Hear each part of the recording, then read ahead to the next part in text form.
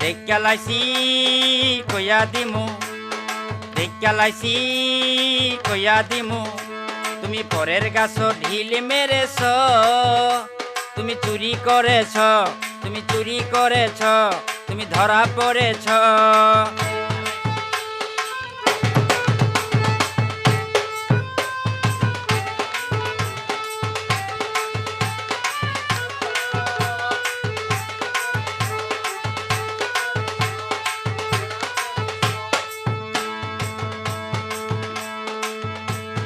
নিজের গাছে ফল থাকিতে কেন অন্যের ফলে লোভ করেছ?